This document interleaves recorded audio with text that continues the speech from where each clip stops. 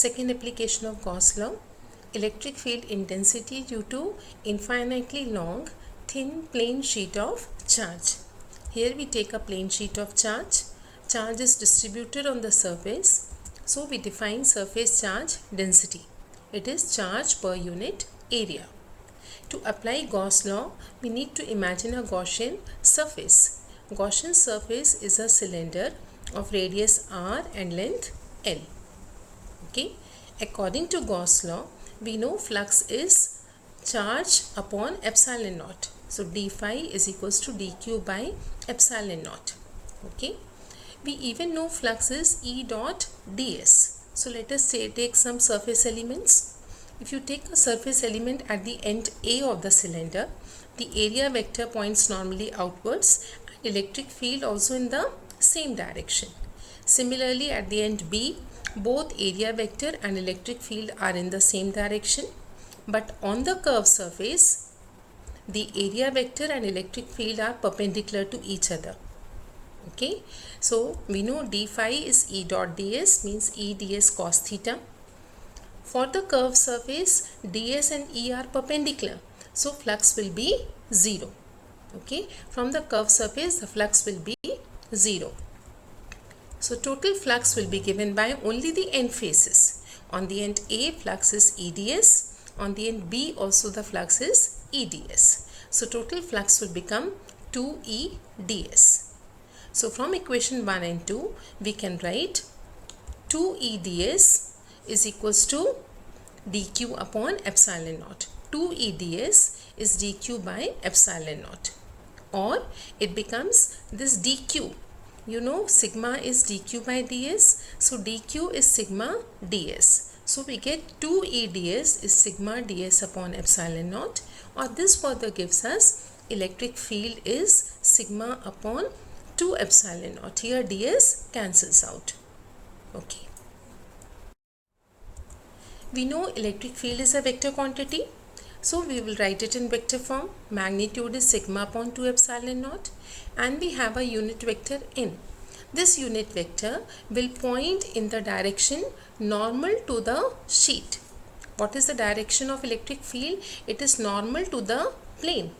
It will be away from the plane if you have positive charge, and it will be towards the plane sheet if you have a negative charge. Okay. Important point to note here is the electric field intensity does not depend upon the size of the Gaussian surface. It is independent of radius or length of the cylinder that we have chosen. Okay, so it does not depend upon the distance from the point under consideration. Okay, wherever you are choosing the point with respect to the plane sheet, electric field will be same, that is sigma upon 2 epsilon naught. So if we represent graphically, field is constant. Okay. Also, if the plane sheet is thicker enough, here we have taken a thin sheet. If you take a thick plane sheet, charge will be distributed on both the sides of the sheet. And as a result, the total charge on the Gaussian surface will become twice. Okay. And as a result, the field will be given by sigma upon epsilon naught. Field will become twice due to both the sides. So it will become 2 sigma upon 2 epsilon naught, and hence the resultant field becomes sigma upon epsilon naught. Okay.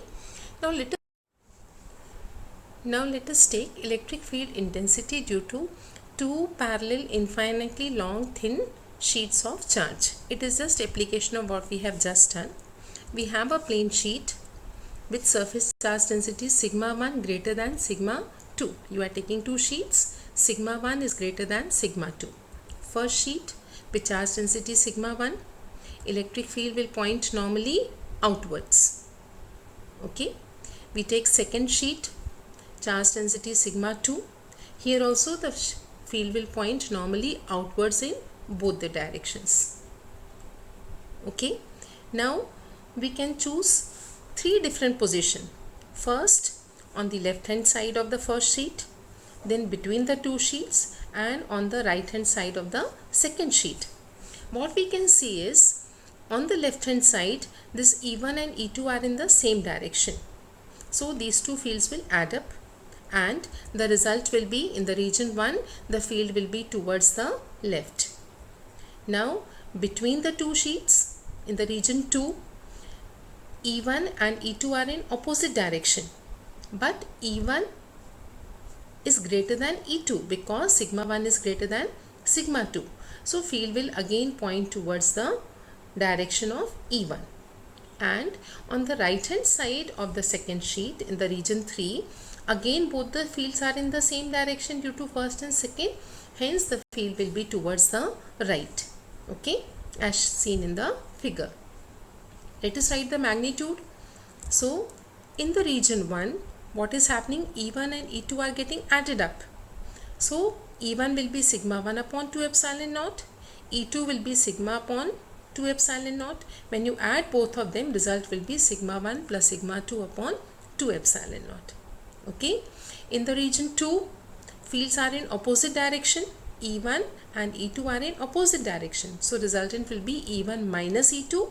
So result will be sigma 1 minus sigma 2 upon 2 epsilon naught. And in the third region, you will get again fields added up. So sigma 1 plus sigma 2 upon 2 epsilon naught. So in the region 1 and 3, field will be same, but their magnitude is same, but their directions are opposite. You can see in the figure, the vectors are directed in opposite direction. Okay. We take more application, the case 2 of this. Now suppose we take sigma 1 as positive and sigma 2 as negative. So a positively charged sheet, field will be pointing normally away from it. Okay. Second sheet, in the case of negatively charged plane sheet, the field points towards the charge. So see what will be the direction now? Towards the charge from both the sides. Again in the three regions, suppose we take the first region, what will happen? The two vectors, they are opposite to each other. E1 and E2, they are opposite to each other. So what you have to do is you have to find E1 minus E2. But since E1 is more, field will be towards the left because sigma 1 is more than sigma 2. In the region 2, the fields are in the same direction. So they will add up in the same direction. And in the region 3, again the fields are opposite.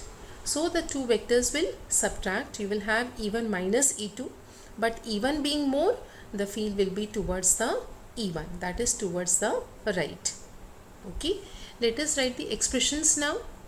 In the region 1, since fields are opposite, you will have E is equals to E1 minus E2. So sigma 1 minus sigma 2 upon 2 epsilon naught. In the region 2, fields are in the same direction. So E1 plus E2. Sigma 1 plus sigma 2 upon 2 epsilon naught.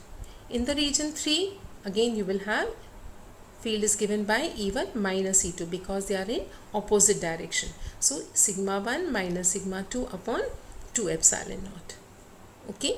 So charges may be same or they may be opposite. You can just by drawing the diagram, you understand what will be the directions of the two field and hence you can find the resultant. Okay. We come to the case now. This is a special case of what we have just seen. Now we consider the surface charge density are same. Means sigma 1 you are taking as sigma and sigma 2 you are taking that also as sigma but with a negative sign. First sheet, okay, what you just saw. Second sheet, field will be pointing towards. Okay, you know in the region 1, field will become 0. Why 0? Because both the fields are equal now. E1 is equals to E2 because sigma is same. So resultant field will be E1 minus E2. So field will be 0. In the second region, field are in the same direction. So when they add up, the result will become sigma upon 2 epsilon naught plus sigma upon 2 epsilon naught. So both of the field will add up and field will be having some magnitude here. And in the third region, since the two vectors are in opposite direction, again the field will become 0. Sigma 1 minus sigma 2 means both are equal, hence the resultant field will become 0. So you can write now in the region 1, field is 0 because sigma 1 and sigma 2 are equal. In the region 2, they will add up. So 2 sigma upon 2 epsilon naught means sigma upon epsilon naught. And in the region 3, you will have again the field is 0. So that is all about electric field due to a plane sheet of charge, or due to you may have two parallel plane sheets of charges.